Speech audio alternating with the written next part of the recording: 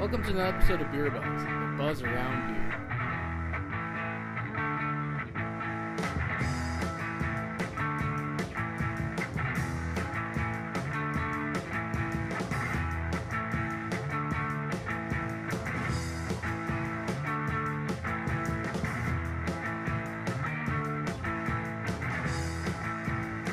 Welcome to another episode of BierBuzz. I'm your host, Christopher Martin. And I'm your host, Jason Torres. And together we're at White Labs! This is going to be an awesome show. I don't know about you, but that is beer mecca for me, homebrewer. Oh, homebrewer here. I'm super excited to try out the different yeast strains, see how they affect the flavors of the beer. It's going to be kind of tasty. It's going to be a tasty episode.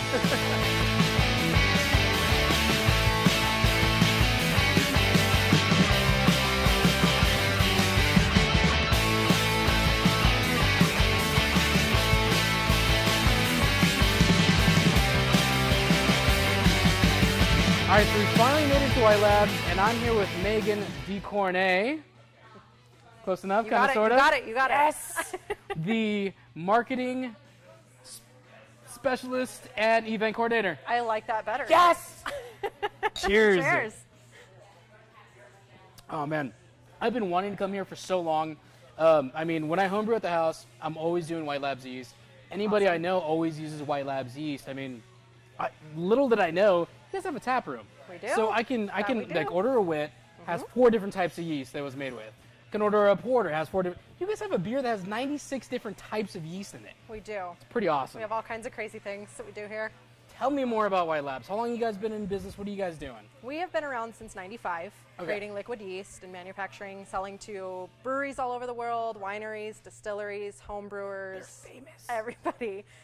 But we opened our tasting room about 2 years ago, and that was basically to showcase the yeast and kind of be an R&D department for home brewers and all of the people that we sell yeast to. Yeah, because I mean, it literally, you can come here and I keep saying it, but like you can't do that anywhere. No. You know, usually when I go like brew a hef, you get a half and Weizen yeast, you know? Then you think, all right, well, if I'm going to devote this much time, what would happen if I used a wit, yeast? Right. Am I going to really take that time, brew it, wait weeks for it to ferment? You can come down here and actually taste the subtle differences. Right. It's really cool. Yeah. I'm like mind blown. I'm like in a kid and candy store right now. It's totally cool. Yeah. It is cool. It's a cool place to come and nerd out completely. It totally is. Yeah. Beer nerds, you guys got to come check it out. So what do you guys have coming down the pipeline? I know you guys have some of these packets. Somebody's got to give me a packet. We do. They're going to give me a packet right now. And basically, a lot of times you use homebrewers, you use I don't know, there's a guy like throwing me stuff from the floor. By the magic of more. television. All right, so basically a lot of times whenever, at least I would brew at the house, I would have these small little vials. These guys, tell me more about these, because these are kind of cool. Yeah, so we just released these actually at NHC for home brewers. They're powered by our flex cell technology, so we're making a huge batch of yeast in a mother cell, heat sealing that off into these packages that you see here, and essentially giving you yeast that's never been exposed to the environment. That is awesome. Yeah. So, I mean, everything's still the same temperature-wise? I mean, you got to leave them in the fridge and all that good stuff? Yep. Price point, is there any difference? Everything's the same. Wow. Yeah. So, I would probably never buy any more vials then. I would just go straight for these guys. Yep. That's cool. Yep. And, I mean, size-wise, are they always going to be this small, or are you going to have variations in size? They're going to be that small unless, you're starting your own brewery and you're looking to step it up, and you'll need a bigger barrel size. So then we offer the pro sizes as well. Pro size? Yeah. Do they come in these cool little bags too? They do. They're not as little. Oh, but they're like massive satchels? They're the same look, like a but satchel just of bigger. yeast? I love satchels with a of yeast. carabiner and an eye hook so you can hang it. So awkward. Yeah, it's great. All right, so talked about all this cool stuff. Talked about the cool beer. If people want to come down here, where are you guys located? We are located in San Diego, California. Okay. 9495 Candida Street. It's going to be right down there somewhere. Yep. Like lower thirds. Yep. Down there. Yeah. Cool. And when you guys open? Usually like every day during the week? Or? Every day during the week. We actually just opened on Sundays as well. Sweet. Yeah, just started that a couple weeks ago. Right on. And we're open noon to 8, Monday through Saturday, noon to 6 on Sundays. Sweet. Yeah, so if you have time, definitely come down. One last question. How often do you guys rotate the styles that you guys use different yeast with? Because I noticed there's a, there's a list I'm given. Like, does that change every so often, or how does that work? It does. We usually change it once a quarter. Okay. Right now, just to give some consistency. When people find something they like, they'll come back for it. Yeah, I'm totally coming back for that. Yeah. Wit. Yeah. Really good. Right on. Well, again, thanks for having us. I'm going to cheers again. Yeah, cheers. Yeah, we do that a lot in Might as well. Why not?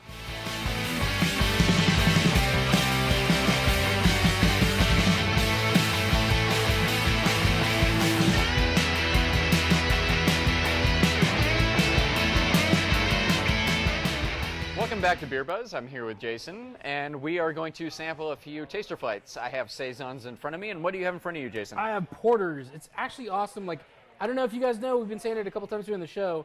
They'll do a porter, same ingredients, except the yeast is different for everyone. I have Irish ale yeast, London ale yeast, Burton ale yeast, and Essex ale yeast.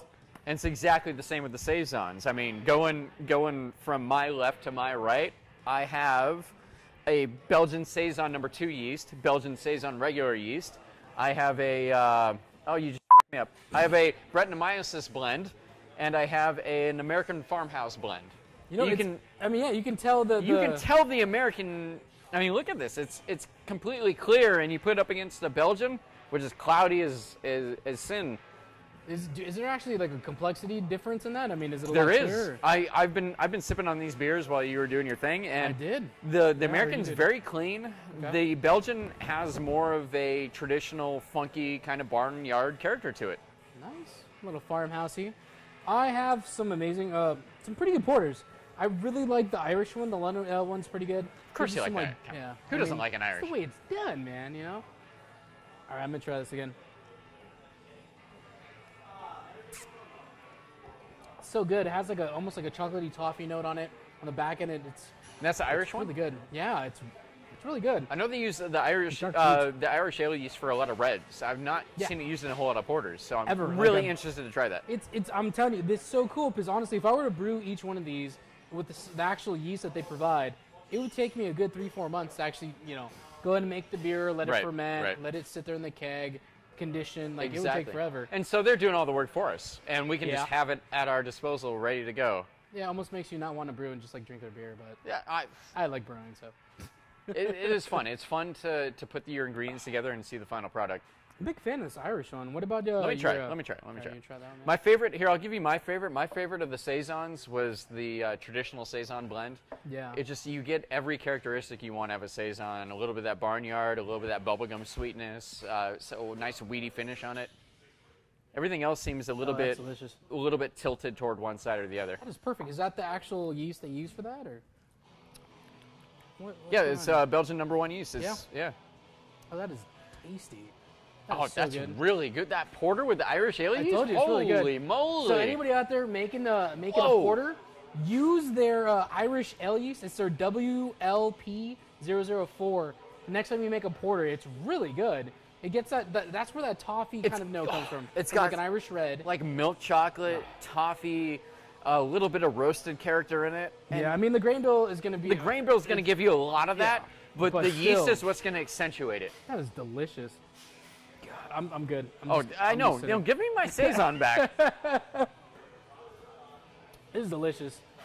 I need to go check out and see how these yeasts are made, and I don't know, check them out, man. I'm going to hit up the brewer and see how the beers are brewed. Good stuff. Grab a beer and drink with us. Bro, sláinte, you guys. Sláinte. Sláinte. Sláinte.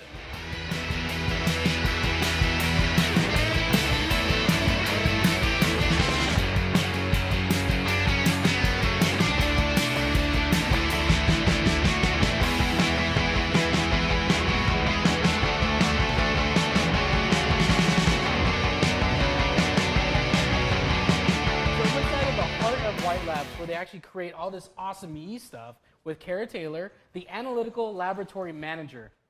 Boom, got that. That was pretty good, right? Yeah, that was took great. like 5 takes. Yeah, that was awesome. Thanks for having us. I know a lot of people out there, and I've been nerding out all day. I mean, whenever I homebrew, it's always White Labs yeast.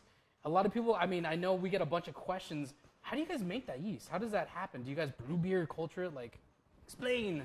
So there's a couple different ways that we actually have collected all of these yeast strains. Some of them, Chris White has collected from his trips around the world. Okay. There's also yeast culture banks that you can buy some of these cultures from. And they usually don't come with a lot of information about them, but there's a lot of strains that are, indicated for brewing from a collection, yeah.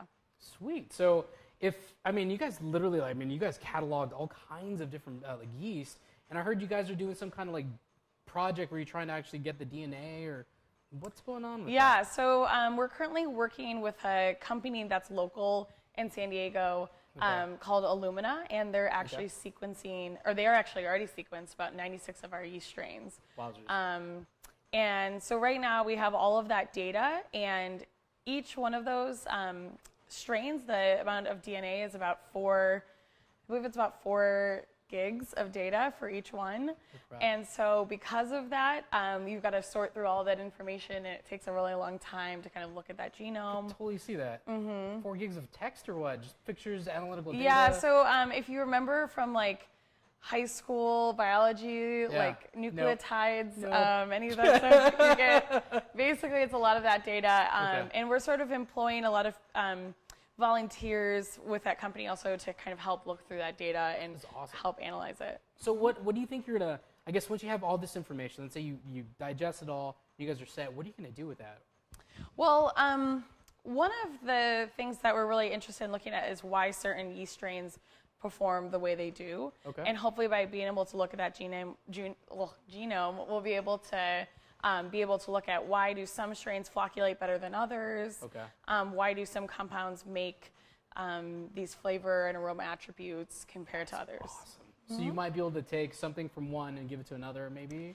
Right now we're not really looking at it to make anything genetically modified, as you know from everyone in the media. Exactly. No one is really into GMOs right now, but I think once there's a lot more education about GMOs, that certain things might become more acceptable, and by having that data eventually down the line, we could, do something like that. So, how in the world do you make yeast? So it's actually a pretty unique process, but all of our cultures are stored in a minus 80 degrees Celsius freezer. And that's really, really cold, and that's why a lot of people ask, how can I store my yeast cultures at home and save them for a really long time? There's not really a great answer for that. But yeah, so it's stored in a minus 80 degrees Celsius freezer. We take from that culture, and it's basically a little tiny vial of some cells, and then that will be plated on an agar plate, which is, a petri dish you've probably seen on TV of some sort. CSI. CSI. And so then it's sort of stepped up from there. So it gets transferred from that plate to a smaller culture, maybe a flask or a tube, and then to additional, and sort of stepped up. So you wouldn't, one thing that people kind of think about is like you don't take one cell and put it in something and then grow it up really, really big, and it's a stepwise process over time. That is intense. So you do this for, I'm assuming all of your strains, right? All of your all your yeast. Yeah, so we're currently like on a weekly basis making around 80 to 90 strains, different strains a week.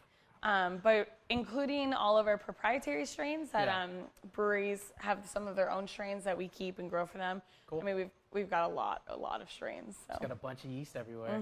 That is so awesome. So I guess the number one question that we definitely got from a lot of homebrewers and just people out there want to know, do you guys have anything down the line coming up? Any different types of yeast strains you can let anybody know about? Yeah, we're always looking for some new yeast strains, of course. One of the difficulties we have is having, the stores carry all of those strains. Yeah, it's a lot. Especially since it's a perishable product. But we're always looking for some new things. I think we'll probably be coming out maybe with some new Brett, sour cultures, those kind of things, because those are really, hot right now. Okay, cool. Cool. Yeah, and maybe looking at some Belgian strains too. Sweet. All right, well, thanks for taking the time. I'm excited. Totally nerding out on some science. Definitely if you guys need more information, they can go to, I guess, whitelabs.com? Yeah, whitelabs.com. Sweet. And then you could just email her at this. I'm just kidding. Her phone number? No. That's cool, though. But again, thanks for taking the time. This stuff is so cool. And I guess you guys are doing some stuff back there, so. Actually, our bacteria lab is getting rebuilt right now. And nice. There's some cultures going on. There's no yeast in here. This is the non-aseptic lab. That's why I'm not scrubbed up. Yeah, all of this lab, we actually do a lot of commercial beer analysis. So, okay. Yeah, and that's primarily what I do. But yeah, all the other yeast lab is sort of behind the scenes. So when do we get a BierBuzz yeast strain? Like, when does that happen? When you find something and you send it to us and we make it for you. It's gonna happen. Look for the BierBuzz yeast strain. This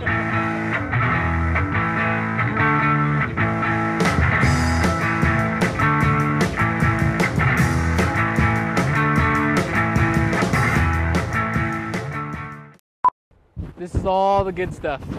All the good stuff. Mike Yeah. Welcome to another episode of BierBuzz. Just in case. Yeah, look at my crotch. Doing You good? in my chair. Get in my belly.